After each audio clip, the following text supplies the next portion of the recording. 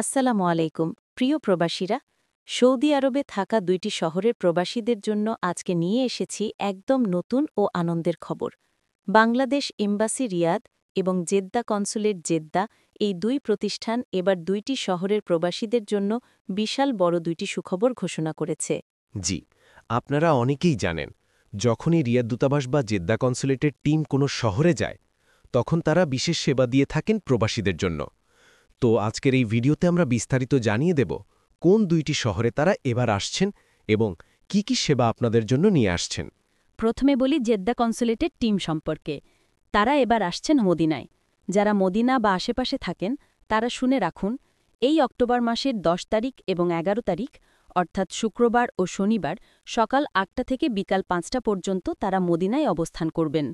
এই সময় আপনারা পারবেন বিশেষ এক্সিটের জন্য আবেদন করতে, পাসপোর্ট করতে, এমআরপি পাসপোর্ট রিনিউ জমা দিতে, এমনকি যদি সময় হয়ে থাকে সরাসরি হাতে পাসপোর্ট গ্রহণ করতেও পারবেন। এছাড়াও প্রবাসী কল্যাণঘাটের মাধ্যমে সোনালী ব্যাংকের অ্যাকাউন্ট খোলা বা অন্য সেবা নিতেও পারবেন।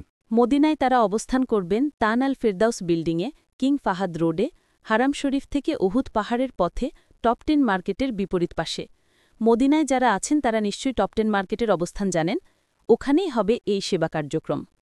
এবার চলুন রিয়াদের টিমের খবরও জেনে নিই। রিয়াদ দূতাবাস থেকে আরেকটি টিম আসবেন দাম্মামে। তারিখ একই, অক্টোবর ১০ এবং ১১, শুক্রবার ও শনিবার সকাল ৮টা থেকে বিকাল ৪টা পর্যন্ত। দাম্মাম ও আশেপাশের প্রবাসীরা চাইলে তারাও এই সেবা নিতে পারবেন। তাদের সেবার স্থান হল ইস্তারাহা আল আসিমা, ইস্তারাহা ইয়ামাহার পাশে ফয়সালিয়া দাম্মাম এলাকায়। আপনারা চাইলে স্ক্রিনে প্রদর্শিত ঠিকানাটি দেখে সরাসরি সেখানে যেতে পারবেন। যদিও আপনি এই দুইটি শহরের প্রবাসী না, তবুও এই খবরটি আপনার প্রবাসী ভাইদের জানিয়ে দিন, ভিডিওটি শেয়ার করে দিন, যাতে তারাও সময়মতো সেবা নিতে পারেন।